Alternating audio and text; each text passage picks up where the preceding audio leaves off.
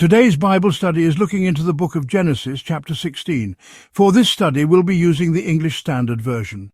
Genesis 16 records a major turning point in Abram and Sarai's journey of faith. It is, a chapter marked by human failure and divine mercy. Though Abram has received promises from God, here we see what happens when faith gives way to human planning. The result is conflict, sorrow, and division. Yet even in the midst of failure, God shows compassion, especially to Hagar, a woman often overlooked, yet deeply seen by the Lord. Now Sarai, Abram's wife, had borne him no children. She had a female Egyptian servant whose name was Hagar. The chapter begins by highlighting Sarai's infertility. This has been a central issue since God first promised descendants to Abram. Years have passed since the promise, yet Sarai remains barren. Her condition is not just a private sorrow, it's a cultural burden. In the ancient world, a woman's value was often tied to her ability to produce heirs. Sarai's frustration has likely grown into desperation. Hagar, her Egyptian servant, was likely acquired during their time in Egypt in Genesis 12. This detail is important. Egypt becomes symbolic of human solutions outside of God's will. Behold, now the Lord has prevented me from bearing children. Sarai speaks openly about her pain.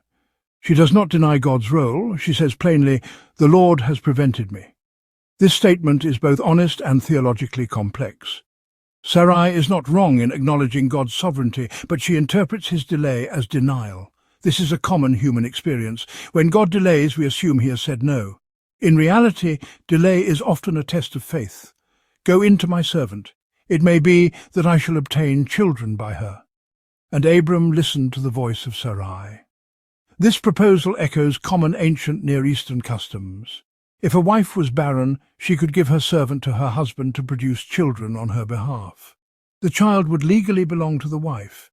But just because something is culturally accepted does not mean it is spiritually approved. Sarai's plan is based on logic, not faith. Notice the phrase "it may be." There's uncertainty. She's not confident this will work, but she's desperate to act. Abram's mistake is just as serious. He listened to the voice of Sarai. This echoes Genesis chapter 3, verse 17, where Adam listened to the voice of his wife. Abram should have remembered God's promise and waited, but instead he yields to pressure. He believes God's promise, but now he tries to fulfill it by human means. So, after Abram had lived 10 years in the land of Canaan, Sarai, Abram's wife, took Hagar the Egyptian, her servant, and gave her to Abram, her husband, as a wife. 10 years have passed since Abram entered Canaan. This shows that waiting is often the hardest part of faith. Sarai's action mirrors that of Eve. She took and gave. The language is deliberate. Like Eve, she steps outside of God's timing and influences her husband to do the same. Hagar becomes a secondary wife, a concubine in legal terms. This arrangement is not blessed by God. It is permitted because of human weakness. And he went into Hagar, and she conceived. The plan works, at least physically. Hagar conceives. But this moment is not a victory. It introduces a deep fracture into the household. God's promise was never meant to be fulfilled this way. The child conceived is real and valuable, but the path to his conception is flawed. God allows consequences to follow human choices. And when she saw that she had conceived, she looked with contempt on her mistress. This verse marks the beginning of household conflict. Hagar's attitude changes. Perhaps she feels superior to Sarai, who has remained barren.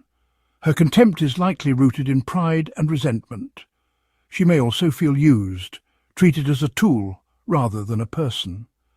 The imbalance of power combined with the shift in her status creates a toxic dynamic. "May the wrong done to me be on you. I gave my servant to your embrace, and when she saw that she had conceived, she looked on me with contempt. May the Lord judge between you and me." Sarai is furious. She blames Abram, even though honestly the idea was hers. This reaction really shows how human plans unravel, doesn't it? Sarai feels betrayed, dishonoured, and, powerless. Her appeal to God, "May the Lord judge," shows that the conflict is now spiritual, not just personal. Her statement also reveals her bitterness. She gave her servant away, hoping to gain a child, but now she feels the sting of loss and disrespect. But Abram said to Sarai, "Behold, your servant is in your power, do to her as you please." Abram refuses to take responsibility. His response is passive and frankly a bit dismissive. He distances himself from Hagar, even though she is now the mother of his child. Instead of protecting Hagar, he gives Sarai full control. Sarai responds by treating Hagar harshly. The Hebrew suggests abuse or even oppression. The tension becomes unbearable, and Hagar flees. This is actually the first recorded flight of a person in the Bible. A pregnant servant girl is now alone in the wilderness, wounded and rejected.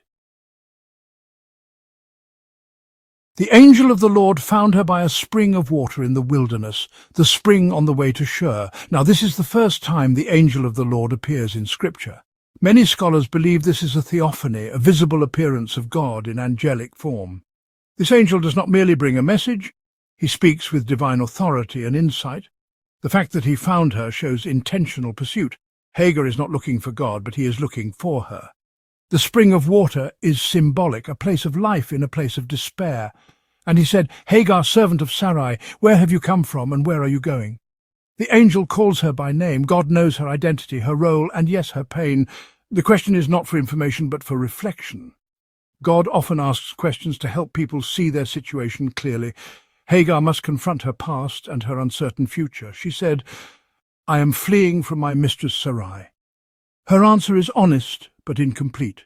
She doesn't say where she's going because, she doesn't know. She only knows that she is running from pain.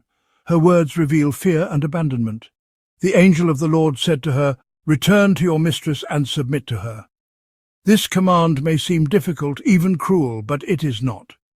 God is not sending her back to be abused. He is placing her back into the household where she and her son will be provided for. More importantly, her son is part of a larger divine plan.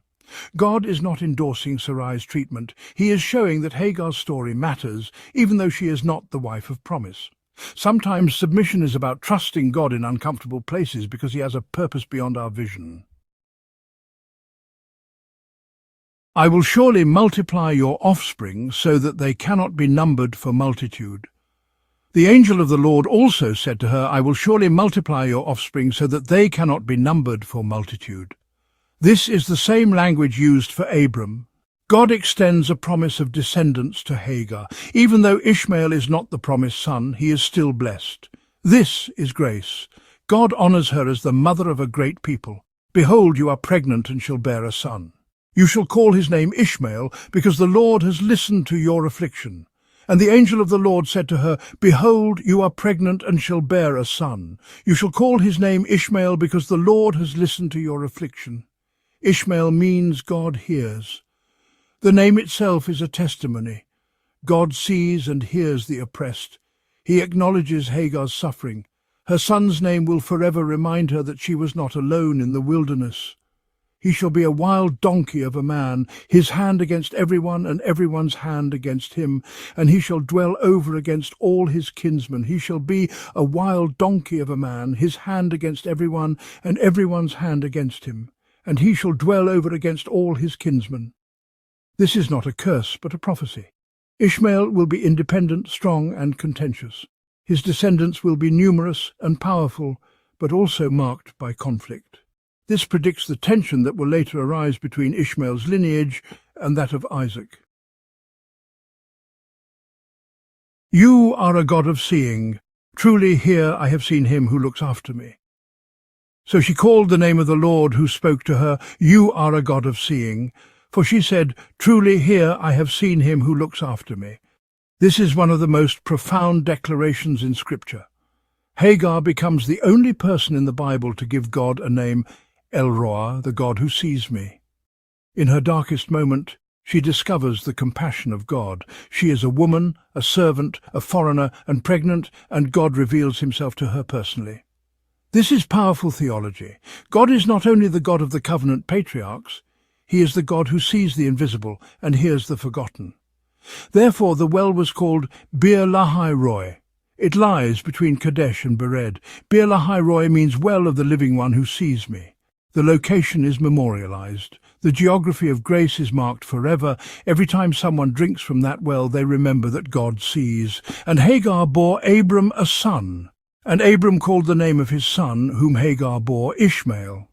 Abram names the child according to what the angel told Hagar, which means she must have returned and shared the vision. This also shows that Abram received and honored the message from God. Abram was 86 years old when Hagar bore Ishmael to Abram. This closing verse marks the time. Abram is 86. It's been over a decade since God first promised him descendants, and still the promise of Isaac is not fulfilled. Ishmael is a real child and he will be blessed, but he is not the child of the covenant. That story is still ahead. Genesis 16 teaches us the danger of impatience, the consequences of taking God's promises into our own hands, and the incredible mercy of God to the rejected. Sarai's plan created pain, but God responded with grace.